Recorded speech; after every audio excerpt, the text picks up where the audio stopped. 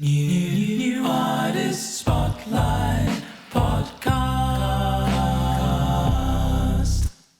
So welcome everybody to an episode of the New Artist Spotlight podcast that I've been really looking forward to today. Origin's on a little hiatus, so I've got a new co-host, an old co-host at the same time, Plummy with me.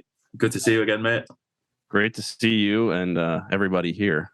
Yeah, brilliant. So we'll get straight into introducing these two NAS legends who are now forming an incredible, exciting supergroup. It's the two odd dogs themselves, Ed Eagle and J.H.M. Welcome to the show. Good to see you. What's up, boys? Thanks for having us. Yeah, definitely. Thanks for having us. Hey, I gotta say, like, your guys' backdrop puts everyone else's to shame. At least as the guitar player, Wilko's is pretty cool too. But I think you guys win. Maybe I should do. We get the mandolin. Is a mandolin in the back or a ukulele? Yeah, it's a ukulele that I don't know how to play. Nice. On the wall's the best place for it then. Impressive selection of guitars, and I'd expect nothing less from your music as well, because you've got so many amazing little guitar parts in there. And I could wax lyrical about what's going on with you two for a long time, but I won't. I'll let you introduce yourselves and tell us what's kind of brought you together and gives a bit of context to your relationship with each other as well. It actually probably started when Ed picked us up for Christmas. I think coming to your place, he picked us up, wanted to show us a song. It was The Team. And he just, I just want to get it out there, start pitching. And we just kept talking about it. And he tried pulling me in to kind of try and, get together and see what we can do about making both of our music, do something separately. And I'm pretty shy that way. I was kind of resisted. And he, next thing you know, he's starting up NAS, and you really should write something. So I was writing material and thought, okay, why don't you take this song that I've been working on and maybe you sing it and we can put it out together, but not me, because I still wasn't ready to do anything myself. And he said, sure, well, we'll start up a little band. So that was Make My Day. And we did it and just kind of finished it up ourselves. I think somebody else just did a quick little production work on it, and we released it. And so I said, this is great, Ed. What do you want to do for our second song? And he said, oh, no, you're on your own. I got you in the door now. You have a taste now for doing music. But he says, now start working on your own stuff. So that's when I started writing more songs and joined NAS and everything else. But then I started doing the odd song that Ed would do as well, A Perfect Boy. It sang on time and time again. And we thought, you know what, why don't we just kind of collaborate and do this on, sort of a side project on more of a permanent basis. So we got a legend who sort of completely remix and produce the song, and here we are now. Yeah, I gotta say, I listened to the new version of Two Odd Dogs. I listened to it on my phone first, and it's just like kind of crazy how much life. I can't remember, is his name Brad? No, I forgot. How much life he brought into the mix, and it just sounds incredible. I remember the first time hearing to Make My Day. I think it might have been when I first joined, like, on the moderator team of NAS, and it was on one of the moderator playlists. I was like, oh, this song is sweet. I don't think you guys were called Two Odd Dogs back then, though, were you? Yeah, we were. See, you were the one. We haven't really told many people about this because we don't want to be like, you don't want to like push it out there. So you broke the story on the original podcast when you had Jeff on. Okay. Like, that sounds like you. Is that you guys? And Jeff's like, yeah, that's actually Ed and I. We did this song together. And eventually, whenever Jeff became more comfortable. So I want to go back to this story a little bit though. So yes, Plummy did break it. So we have to go back to how we actually met. And the reason we actually met was I saw this I was at spring training covering the Pirates, and I looked across this bar where we were with other friends of the baseball team. I saw this beautiful girl. There was like a light shining on her head, like literally one of those Hollywood moments. And I'm like, I got to go talk to this girl. But she had, like, you could tell she had her parents there and her sister. They had a whole family there. It was bucket night. So I sent over a bucket of beer. And I said, it's for me. I waved, and all the family waves back. Jeff wasn't there. He was the only one on their family not on the trip. So eventually I got the nerve up to go up to talk to her, and I see her dad was sitting there. I said, excuse me, sir, do you mind if I hit on your daughter? And he said, she's a big girl. She can take care of herself. And thus that's when I met Jeff's sister, who is my wife and has been for nearly 20 years. It's a good job Jeff wasn't there that evening as well, because he would have said, no, you get out of here. Walk away. Get away from my sister. Yeah. You're too old. Because Jeff and I are about the same age, and my wife is almost 9 years younger than I am, so I can see how he would have been like, My baby sister. yeah. That's awesome. I was going to say as well, because I can't say I was that familiar with Two Odd Dogs, but I kept seeing them. They're in like my artists you might like and stuff like that. And when it's like sort of like been emerging more recently, and I realized it was actually you too, because I could make out Ed from the profile picture, but I wasn't too sure. Like I said, I didn't spend loads of time looking at it, but now I've listened to the 2 tracks that you've got on there. They are class, both of them, especially Make My Day, which we're going to play today, aren't we? But like, are you going to do more together? Because I think you definitely should. Jeff, Yeah. can I just say that this is Jeff? Two Odd Dogs. Jeff falls out of bed and has 3 songs written already. I have 4 songs in originals in 2+ years. So that's the difference here. Like, he has such an overflow, and I have so few songs that he just sends me out of charity. He sends me any of the ones that he wants. Maybe I'll throw my brother-in-law a couple songs to sing. So any creative questions, him. He even does the vocal melodies. I am just his singing monkey. That's it. I'm the singing monkey. Quality over quantity, Ed. You've got quantity. I'd be happy to become 3 Odd Dogs if you want to throw some songs my way as well. But you are both brilliant songwriters as well, and I think you can see some progression there as well. No, I'm not. I might get there. ABCD impression? Come on, dude. Absolutely. I couldn't come up with that in forever. Like, yeah, your stuff is awesome. Go into the lyrics. I remember listening there's always funny, to cool a stuff. tune, and I caught it, the Coronation Street. Les Battersby. Yeah. I know that. I can't How do you know Les Battersby? You used to watch Coronation Street. His wife's from Liverpool. Yeah, she's from Liverpool. Oh, really? Oh, right. I didn't know that. Years and years and years. Oh, I Just probably did know that. I 75% think maybe I did know that in the back of my head, but you forget these things, don't you? Yeah. Oh, amazing. When he went off touring with Status Quo. Yeah. That's it. Anyway, let's talk more about you. You've not had enough fanfare, I don't think, for 2 Odd Dogs, which is why it's so cool to have you on today to actually talk about it. So tell us everything. Yeah, I mean, I do like to write music. A lot of this material that I think works really well with Ed and I. So we kind of have an acoustic blend of guitars with electric, and then adding a few solos over top. And Ed's voice is super, super strong. So I kind of get that, I love like Pearl Jam, a lot of those 90s bands, American bands. I mean, bands from anywhere, but I like that sound a lot. So I find that when I'm listening to these songs and I try and sing it, they're just flat. There's nothing to them. So my first thought is like, if anybody can nail this and really bring it to that level, it's going to be Ed. So that's what I do. And so these songs are not extra songs or songs that didn't make the cut. They're ones that I know full well that they're kind of made perfect for. Well, yeah, that was kind of the first thought I had to when I heard Make My Day the very first time. I was like, holy crap, this is like 90s classic vibe, like stuff I grew up on. I could slap this in any of my 90s playlists and it would fit right in. How do you decide then, J.H.M being, I guess, as I'd put it, the songwriter behind most of all the 2 Odd Dog stuff? How do you decide if this song Ed's gonna sing? Is it just based on that? Whatever song you try singing, you can't quite do it. Like, all right, this is a 2 Odd Dogs one.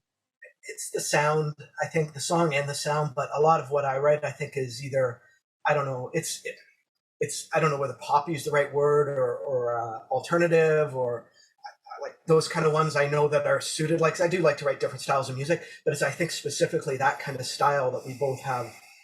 Like I said, it seems to suit us both so perfectly. And there's another one we were working on that I had forgotten about. I came across on the computer and I'm like, oh, I don't remember this song. And I saw in brackets, it said 2 Odd Dogs on it. So somewhere along the line, I knew this song, I wrote this song and I liked the song, but knew it wasn't for me. It would be perfect for something that we would do together because I know his voice, I know what he can sing and what he can do and everything. So while we're talking about Ed's voice, I just want to big him up and blow some more smoke up his orifices, because I think, Ed, your voice, I think it's really come along in the last few years as well, like from listening to it. I think you've got I can hear the progression in that, and I feel like you're really injecting more of your personality into your vocals and quite a lot of emotion in there, and I think that really comes across in Make My Day.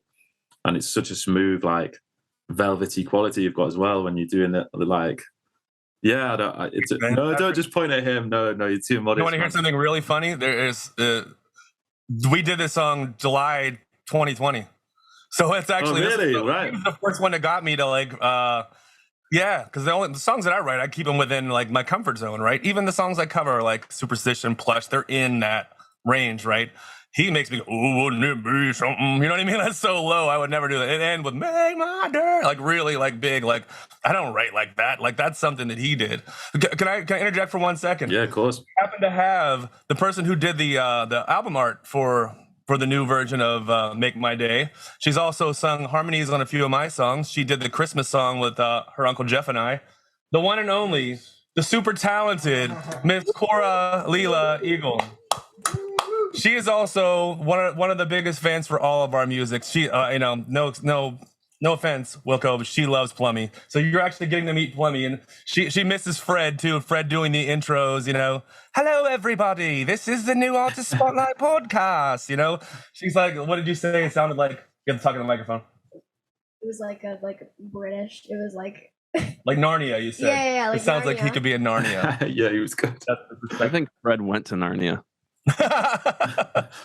Anything? Yeah. Shout out Fred. Hey, thanks for being a fan, and we're huge fans of your artwork. You're incredible, and you're singing too. You're just you're the true artist of the family, I think. So I mentioned my best friend many times, who's basically that close to making it open up for a zillion different bands like Rage Against the Machine and Wu-Tang. Anyway, he's one of the most respected people I have in music. He's also her godfather, funny enough. But when I sent him I Miss You, and she does the harmonies, he's like, I hate to tell you, brother, but your daughter has a better voice than you do. So I'm like, I know. And one last shout out to Corey here. So she's kind of shy about singing in public, and we have a family thing that we do at a place called Lens Cove, and we sit around the fire at night, and we had a karaoke night, and we wanted her to sing. She's such a great singer, Let It Go, and you guys know how hard that is, as people have sung. She sang Let It Go, and my wife gave her. She's like, I'll give you $20 if you sing this in front of everybody. And by the end of it, there were all of her aunts and uncles and great aunts, their jaws were on the floor because she went for it and she nailed the hardest notes, and crazy proud. Corley, yeah, well done. That's amazing. Wow. You're very gifted, and it take practice. Everyone gets nervous before performing as well. You just got to do it more and more, and you'll get more comfortable with it. It's great that you've got the opportunities to do so, and thanks for sharing your music with everyone at NAS as well. Yeah. Thanks for being a part of it, and so happy that you guys get to share music and art together, because that's a great thing. It's awesome. Such a nice relationship. Yeah, she's special. It's my Coco. Yeah. You visit. That means you gotta go. I'll hire you. That's on your mom. I didn't promise that $20. You've not paid it yet, no? Love you. Yeah, that was nice. Thanks, I interrupted that last part and I missed it. What did she say at the end? She said, I still haven't got my $20. Oh. Nice. Brutal. Yeah. I mean, I know. I'm married to her. I get it. Let's take this opportunity then to give Make My Day a spin. Do you want to tell us anything about the particular track or introduce it? Well, we can say one thing too. Did Christine not up you on the vocals? You were playing it once and you showed her how you did the vocals. Oh, yeah. And she actually chipped in about, you got to take that second verse and knock it up on an octave. Everything. And it brought the song to an actual next level. So when you hear how the first part is low, and then the second verse is an octave up and sung like really loud and strong, it does actually, it brings the song moves and escalates the whole way to the end, and a big part of that is actually Christine. Yeah, she owns a dance studio, and both of my daughters dance there, and she has an incredible ear for music, and she is the final judge, jury, and executioner. If my lyrics are done and my song is done, it doesn't see the light of day until I get the okay from her, because she's one person who won't bullshit me. She'll tell me, no, this sucks, dude. You gotta, don't embarrass our family. You gotta come up with better than this, so she keeps it very real. Yeah, you hate to hear it sometimes, feedback, Oh, but then you need it as well. It's good to have. Plummy. You're lucky. Yeah, I know I am. Believe me, I'm lucky to be around. I mean, I married into this guy, the songwriter, just hiding out there in Newmarket, Ontario, for all these years, and finally get his music out. It's amazing. Like, you guys know how good he is. Even I had no idea until the last couple of years how ridiculously talented he is. Yeah, he's something else, man. You guys are, like I said, lucky to have such a musical and artistic family. Amazing for brother-in-laws to both have a love like that for music, and then be able to do it together and have a platform that that I could start up and be able to have this now together, writing music and putting it out there for everybody to hear. So and maybe doing gigs. We're actually talking about trying to do a gig or two, live show around town one of these days. Yeah. You've inspired us. You've inspired us, Wilko. Seriously, you've inspired me. All your gigs, man, has really made me rethink. Really, honestly, Wilko, you starting with your interview with Plummy, that's how I kind of got into you. And what is Stuck by a Stranger. And I was like, wow, I listened to it, but I really listened to it. I thought, I'm like, wow, this guy's really good. And I started following you more closely on Instagram, and I was like, man, this guy has a chance. And then you started doing exactly what I want all NAS people to do. You didn't just like, okay, I'm going to get my 1,000 listeners from NAS every month and it'll call it a day and maybe pitch to some radio. No, man, you've effing got out there, and you were on the street singing, and then you made smaller gigs, and now look at you, dude. I'm so crazy proud of you. And this guy right here, 2 songs, and they're both like 2 of the legit best, maybe 20 songs ever on NAS. So I know you're crazy busy, and I feel so bad you're rocking that Twins. I actually, since I work in baseball and I'm follow it as closely as you do, and man, you guys have so much talent. It sucks to see it. And sorry, one more thing. Speaking of, I thought everyone would be able to see. I got to always represent our fellow Canadians. If NAS people, you send me swag, I'm going to wear it on the air. So there you go. Well done, man. Love it. Yeah. Anyway, sorry, I got off the beaten path there. The song "Make My Day" was produced. So Brad, and you guys all know, one of the cool things we're lucky to do with NAS is Brad Williams, who was worked with everyone literally from like Beyonce to Snoop, Billy Joel. I don't want to misquote it, but I think he's actually the musical director of the Grammys in Australia, something ridiculous like that. Anyway, so he does songs for us, like as a partner. He mixes and we do it as a contest every month where someone from NAS who shares social media posts the most has a chance, a 1 in 40 chance basically of winning a free mix and master from him. Anyway, he's so good and so fast. He was done. And he's like, "Hey, Ed, do you have anything?" I'm like, "Well, I don't have anything, Jeff. What about our songs that we're listening to?" Like, we did these 2 Odd Dog songs so long ago, and we really had no idea what we were doing. And Raven Paradox is an old NAS member who's been on editorial lists a few times. But he's like he might have been the first human being. Yeah, he was one of the first. And Maya too. Oh yeah. Yep. So he was he mixed and mastered it for us, and he's awesome. Like, an incredible dude too. Like, I'm so glad the successes he's had. But like, he's not like, this isn't his genre, right? He's an EDM guy. So it's just not as easy I don't think to do a mix and master for a song like this, an acoustic, really. It's a song that's really analog, and take someone who's used to digital and having them mix it. So to have someone who's not only used to analog but is like a world-renowned engineer listen to it and put your headphones on when you listen to this, please, because you're going to hear the difference between, especially when you guys know the original to this. I had my wife listen to it in the car yesterday. I played them back to back, and I'm like, listen to this, and she's like, wow, it's so much space, and that's great. Yeah, for sure. Yeah, all right, then. How many times have you listened to it? No, yeah. Sorry, you go introduce it. I was going to say, without further ado, can we play the song? But maybe do you want to put one last point in, Wilko, first? Or I was just asking, how many times do you think you've listened to it? Because I know when I'm writing my own tunes, I tend to have listened to them probably about 5,000 times each by the time they actually come out. Oh yeah. Yeah. I do for my own songs. I listen to them a million times because you hear something new every time, or it can be tweaked, which is as much as a problem as it is a help, because sometimes you can't get past certain things, and these songs just lay there forever. But that's one good thing about working with songs together is I sent it off to him. Now it's his turn. Now it's his ad. And once he's done his ad, that's it. That's what the song is now. So I've listened to it a ton of times, but it's never been tweaked. I wrote the music and everything else, Ed sang, and boom, it was done. And it's been that the whole time since day it was written. And now it's new. It's like a new song. Yeah, It's really cool. It's like absolutely. it's given life to a song that that I felt like it deserves it. You know, and talking about stuff that I know we were supposed to introduce the song. Maybe how about we talk about? I'd like to talk about Time and Time real quick when we get back because I think it's kind of a cool. It shows our relationship. You know, I said without further ado earlier, but there was further ado. It's a lot of ado.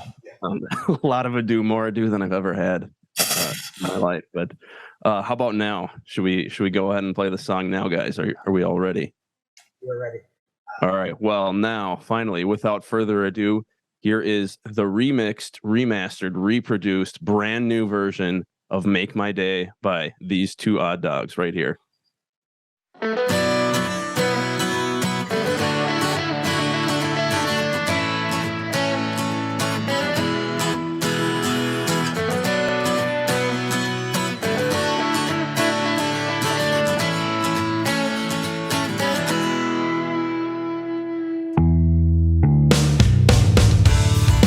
Wouldn't it be something if I fell on hard times? And wouldn't it be something if I couldn't make a dime? Yeah, every man has got to be the man that he can.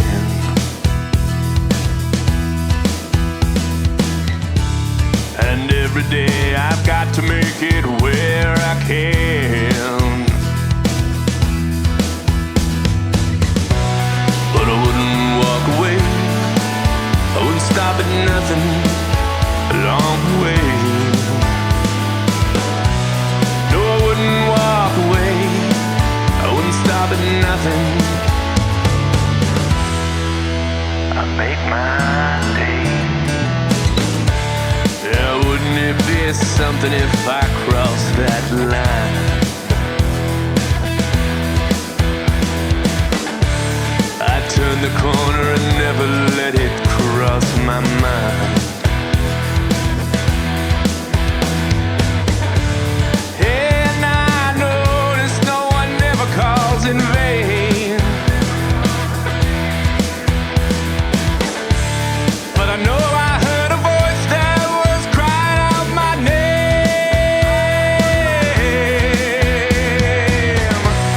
But I wouldn't walk away, I wouldn't stop for nothing along the way, yeah. I wouldn't walk away, I wouldn't stop at nothing. I make my day.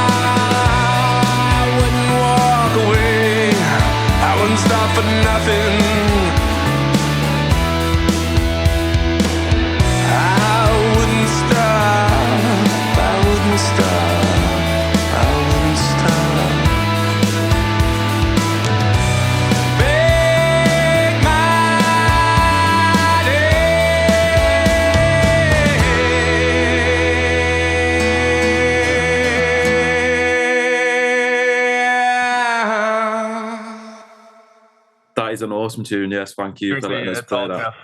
I'm not being modest. It's Jeff. I just literally just sing it. That's that because the vocals in my head do not come out anything like he ends up singing them.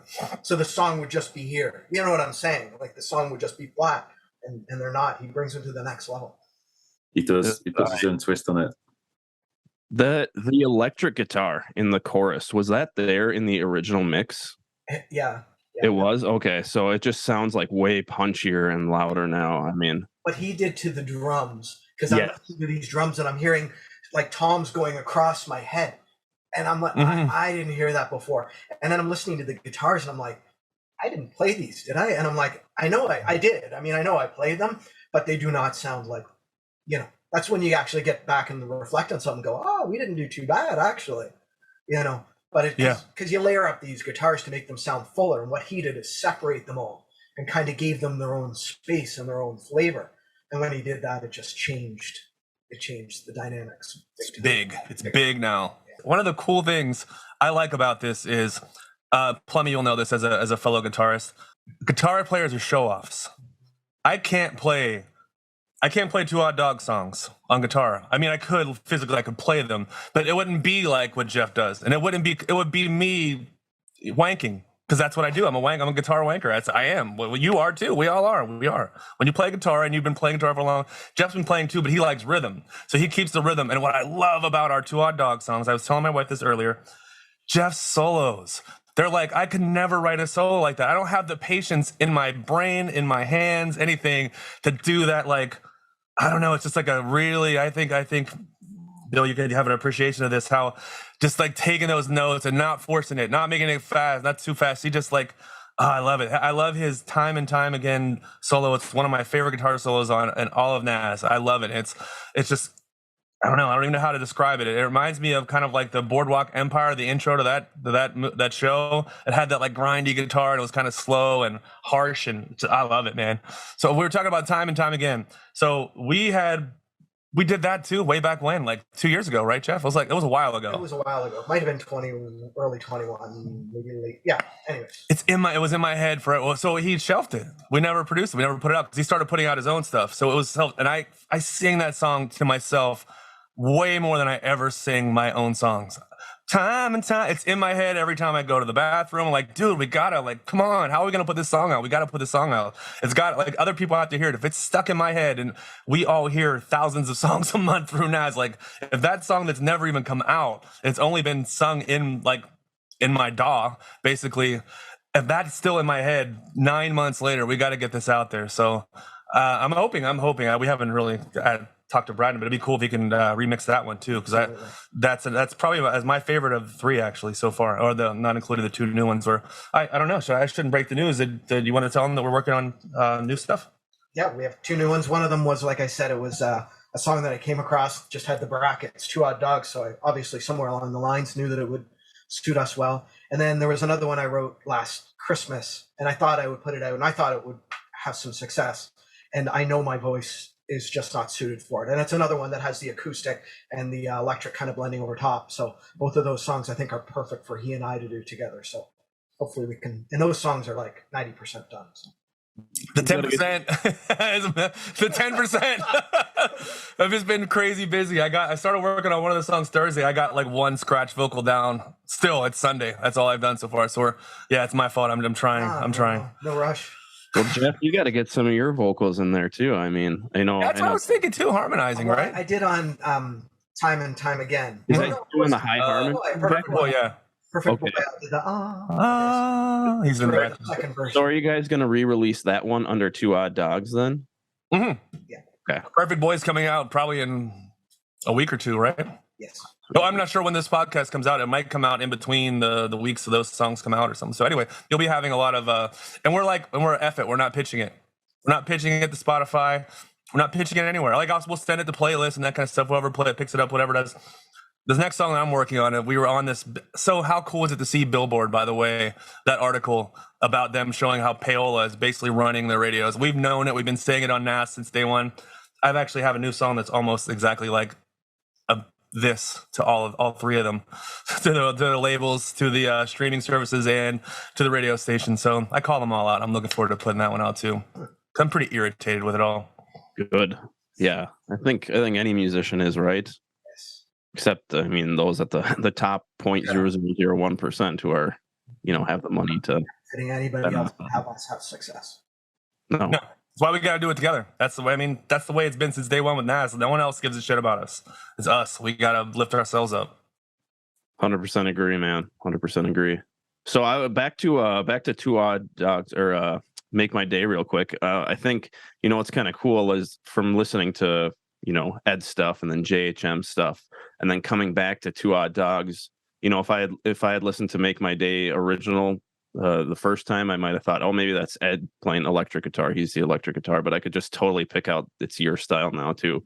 Kind of talking about what Ed saying, and just the phrasing of J.H.M. or Jeff's guitar is just it's beautiful, man. It's kind of like maybe playing a David Gilmour solo, where the notes aren't that hard to hit, but it's all about the feel and the intonation of those bends and that perfect phrasing. I just read an article how they just rated Comfortably Numb as the best guitar solo of all time, but it's because it's melodic, and I can't play fast, so I'm not going to try and play fast and fool people, because everybody knows way more than I do about technique. So I just try and have a melody that I can follow, something that sounds good and suits the song. Everything's just got to sort of it's got to suit. If you have a song going on like smooth time and time again, and then you throw in this unbelievably over the top wailing guitar solo, it will not suit. I actually had where I work, my boss said to me that he was expecting this massive solo to come in to Make My Day, and he says he was quite impressed how we didn't make it over the top, that we kept it this controlled solo. I was like, that's a compliment as much as it's pointing at my limitations. Yeah, you're like, I just thought, this one, keep it simple, yeah. Plummy and other guitarists will definitely recognize the guitar right over Jeff's shoulder. That is a Steve Vai. It's a junior. It's not the expensive one, but that is like the shred guitar of pretty much of all time. So it's the absolute opposite of Two Odd Dogs guitar sound, which is why Jeff must play all guitar on Two Odd Dogs to keep me away. I know he tries to get me to do solos. I'm like, you don't want me to do a solo on one of these songs. That's ridiculous. Some of them. There's these blank spots, and I give it to him hoping that the blank spot's going to be a solo. Yeah, there'd be 480 notes in there, and we don't need that. So I was going to ask you about New Artist Spotlight. Like, it's built to such a good level and it's got so professionalized as well, I think. And we do have, like, say, a lot of people in here. A lot of us are professionals in our day jobs and our 9-to-5s, and I think that sort of person and that sort of artist who appreciates, like, bigging each other up as well and showing support is sort of like attracted to NAS. But you must be pretty proud, Ed, like, with what you've managed to build and what you've managed to achieve. And we've seen new collaborations and stuff. Like, I've had the chance to be on a track with Charles Connolly, and there's so many people, like, collaborating with each other now, and you two as well, and all the stuff, all the amazing, like, creation that's come out of this community. It must just make you feel very proud. Yeah, and I'm not, honestly, I'm not the kind of person who, like, reflects a lot. I'm always, like, trying to think of the new stuff. But of course, man, like, man, I tell you what, that Pale article was like, this is what I've been saying for 2.5 years. This is why we do this. This is exactly why these are trying to take, if they don't get a cut, you don't get in. Like, they're going to get a cut here. I'm going to take a little here. I'm going to take a little here. Oh, you want to stream? Well, we'll get you more streams at here. You're going to take a cut. Oh, you want it signed? Yeah, we're going to take X number of percent. Oh, you want to get on the radio? Now we find even the radio. You got to pay. We're going to pay this much to get on there. And so I grew up, my parents were both steelworkers. I'm from Pittsburgh, major union town. I was thinking about it today earlier. I was actually picketing as a little kid. I was on TV sometimes picketing against the steel unions. And I was kind of raised to be like anti-establishment, you know what I mean? From a young age, one of my favorite things about NAS that I will always love about NAS is not only are we free, which gives people who grew up like me, I've mentioned this many times before, don't have any money. But you have a chance, if you're willing to work hard, to still get your music out there. But what I love even more, and it's kind of always been my, I don't normally say it on the air, don't say it anywhere. I feel like it's like Robin Hood. We don't charge anything to the artists. We make sure the artists get listened to so many times that they get royalties, and that helps them to pay for their music, and that's why the sound is getting better. You know what I mean? Like, and we're doing it within the rules because we've got such a group. We can actually make this kind of an influence. And in my head, I've always thought, from the time I was writing down like how many times people were streaming and that kind of stuff back in the day, literally handwritten stuff. I always had in my head like, this is not something that's so unique that it can't grow. It's like people want to work. It's like a community garden for music. That's the way I look. You get out what you put in, kind of thing. It's a community garden for me. I actually got that from watching Black Jesus. If you guys remember that show, Black Jesus was hilarious.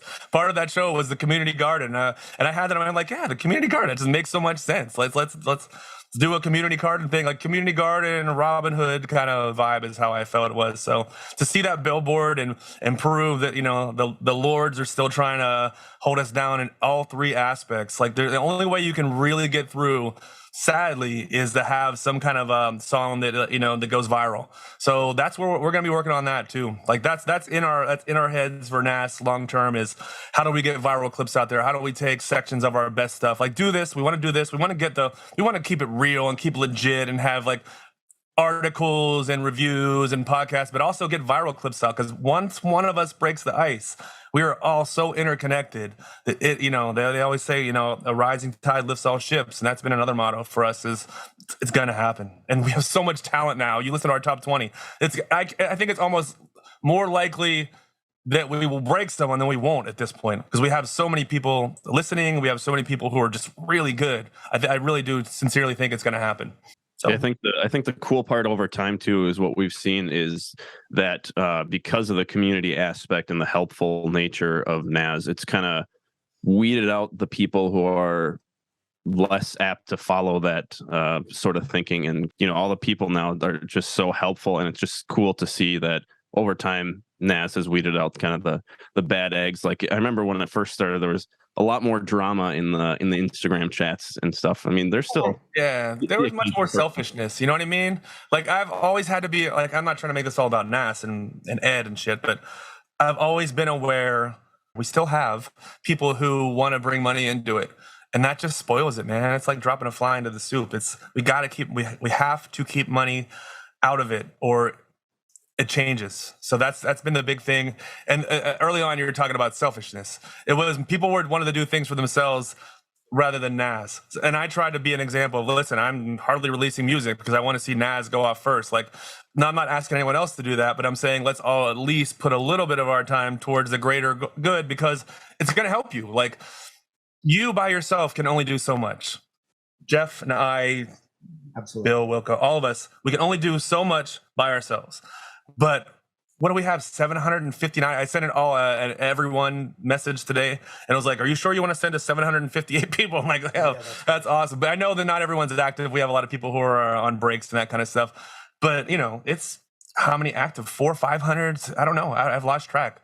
So yeah, it's pretty incredible to see what we can do together. And I think kind of how we've made it so that you don't even need to stream, and you can be on a couple of our lists just by being so active in and helping promote. Because it's never been about streams. It's always been about promoting our artists, getting our artists their first fan bases, getting our artists out to as many ears that can hear them. And that's what we're doing. So, okay, you can't stream all the time. You can't listen, because we don't want people to stream. We want people to listen to music. That's the goal. Streaming numbers are awesome. That's where you get the royalties and all that kind of stuff. Get it. Totally get it.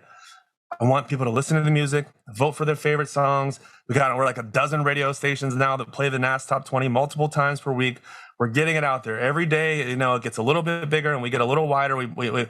People are always like, break the NAS bubble. Yes, but we're also making the NAS bubble so big, it's just going to bring more people in. Yes, try to just get as many people involved as we can, and try to help each other. And you're right, we used to have more drama because people are selfish, and we've gotten rid of a lot of the selfish people. Yeah, you're right, man. And so another thing, whilst we're waxing lyrical about NAS and all the people in here, is we might ask you a few questions regarding that, but you'll only have 15 seconds to answer each question. Do you know what's coming? Yeah, Jeff actually volunteered to do all these himself, so I'm just going to sit here. That's right. It's the infamous NAS Quickfire 5. Can you handle it? Yeah, man. You know, when you ask me, you put me in a bad position, though, when you ask me my favorite NAS artist and that kind of stuff. As the person who's kind of the founder and in charge of it, I don't like to play favorites in general. None of us do, but that's why it's so devilish. It is. It is tough, and it only means today. Yesterday. That's true. Yeah. That's the rules of the game. And that's actually very true. Yeah, you could think of it, as your current favorite. I mean, it's like asking me to pick my favorite song. That's going to change every day, pretty much. As soon as you pick it, it basically expires, because then you change it to something else. You're like, no, I don't want to pick that anymore. Okay, let's do it. So question 1 is, what is your favorite song from the new artist spotlight playlists? I know you're ready already for this, Jeff. Yeah, this is how the story begins for me. What you and Charles did together is phenomenal. Love it. Absolutely love it. I this is the quickest. Oh no, I only have 15 seconds. Whispering Bells, Ogameister and Crew. It's gorgeous. Yeah, Plummy, you can take 2. Man, we crushed that shit. All right, question 2. Which NAS member would you most love to see on this podcast? The Dan Cry. That's what I was going to say. How about because I think everybody I'm saying has been on Blues Trainer. Just about managed to get that inside the 15 seconds. You're hanging on for dear life. Yeah, we have had Blues Trainer on. Yeah. 15 Oh, I don't know about that. Yeah. Go on then. Yeah, or have to answer. So question 3, what is your favorite song of all time? It changed yesterday. Selfless, Cold, and Composed by Ben Folds 5. I have quite a few, so it rotates a lot. But because you're here and because I can say it, I'm going to say Stop. Oh, wow. Jeez. I really like that song a lot. I love that song as well. It's on my running playlist still.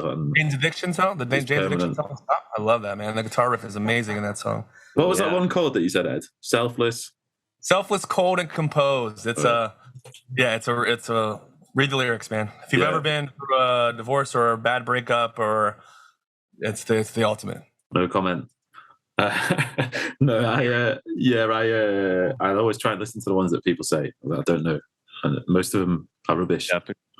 Go check that one out too. Yeah. All right, question number 4. Which band or artist, past or present, would you most like to see live? Randy Rhoads.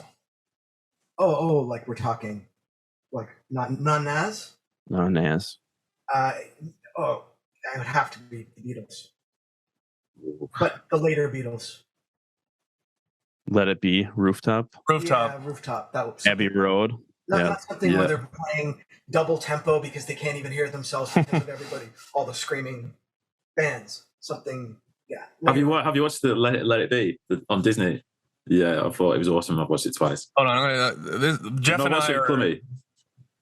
and I are massive. This is like sitting literally on top of my monitors right now. See, this is what when Ed was talking about, Jeff rolling out of bed with 3 songs in his head, that's kind of exactly where my mind went to, was that Let It Be documentary, where they're like, okay, we got to come up with a song. And I mean, everyone who's seen it now, probably the most infamous part is Paul McCartney on the bass, coming up with Get Back. And it's just like, that one's so cool. Unbelievable. What? Like, you just write it that fast, or like John Lennon coming back, oh, I wrote this back at the hotel. And I'll have to bring you back on track now for question 5. Question 5 is, if you could spend a day with one other NAS artist, who would you pick? It's a tie between you two for me. Absolutely. Let's get all of us together and hit a couple of pubs in northern England, and we'll have a good time. Watch some football. Sorry? We'll watch some football. We'll watch real football. Yeah. Sounds good. And then, I would love that. I'm really jealous that Ryan got to hang out with Charles over in. That's pretty cool. That would be cool. You know what?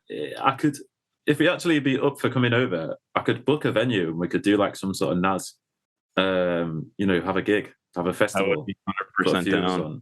We gotta get our sound together.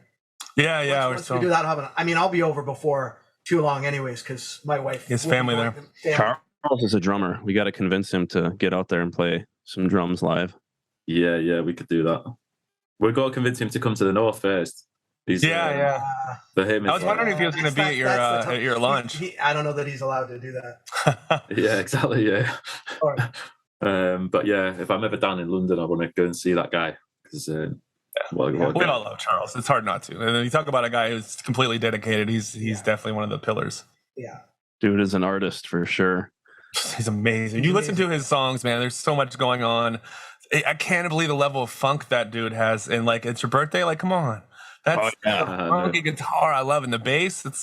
Love that stuff, man. That's my funk is like kind of my my go-to love. Like if I wanted to get up before going out, it's it's some Sly and the Family Stone, Funkadelic. You know what I mean? Like I love listening to that kind of stuff. That's where I grew up. That's my roots back home. Yeah, it's hard not to smile when you put on some funk. That's for sure. Well, I think you guys nailed the Quickfire top 5. So yeah, we did. We're pretty good. Just about. Yeah, it's been great having you on. Really appreciate this time to be able to chat to you and learn a bit more about your process and your awesome relationship, and yeah, 2 great songwriters right here. So thanks for coming on. Thank you. But before we go, please, and I mean, you guys know I love both you guys. This podcast has taken NAS to a much different level than we ever would have been without it. Starting with the Godfather here, and you've been carrying on the tradition with Origin. So, but before we move on, could you move a little bit so I can see what's behind you, Wilko? Because that is awesome. That was and how do we get one of those? Amazing. I need one of those for me. The scarves. Well, you can buy them on eBay. Oh, you mean the Wilko Wilkes poster? The Wilko Wilkes. So basically, I just bought that off Vistaprint, which you can just do pretty cheap. I just bought like an A3 poster, and then I glued it to the cardboard that it came in. So yeah, I take them out busking with me. I've got nice Velcro things, so I'll just stick it to my mic stand if I go busking. That's cool. Yeah. So it's easy to do. It only cost me like £5 or something like that. Oh. And that's a dartboard, so it's literally there's a dart in it in the top, just keeping it in there. Jeff's pretty decent at darts too. Again, he's married to a Liverpudlian. He knows his way around the pub and pub games. But again, playing against all of them, I don't think I've ever won one. Yeah. We were talking about NAS merch before we go. If anyone's interested, let us know. I know Virginia from Blues Trainer was gonna like herald that stuff for us. And again, any money we make will go to pay for our website and that kind of stuff. Right now, I do reviews. I do probably 20 reviews for songs, and it helps us pay for the website and any kind of we have a couple of family plans on Spotify and stuff like that we share among mods and stuff. So if anyone is interested, that'll help us to raise more money for the website and that kind of stuff. So I think it'd be cool to come on here and wear some NAS hoodie or something. So if anyone's interested in that kind of stuff, let us know in the comments. Please let us know if you'd be interested in NAS merch, and we're gonna see. We'll see what Virginia can cook up. We have some really incredible graphic designers on our staff, so I think we can come up with some amazing stuff. It's sweet. Look forward to that for sure. Well, yeah, it's been an honor having you 2 guys on the show today, and an honor to be on myself. So, The Godfather. Absolutely. Yeah, my first podcast was with you. Yeah, that was a while ago. Probably almost 2 years ago now. I'm done. So that was a year and a half ago. Crazy. Well, great show, guys. Thank you so much for being on. Thank you. Thank you for having us. Thanks everybody out there in NAS for doing what you're doing and making this just a one-of-a-kind, incredible, supportive community. All right, we love you guys. 2 Odd Dogs, ladies and gentlemen. New Artist Spotlight Podcast.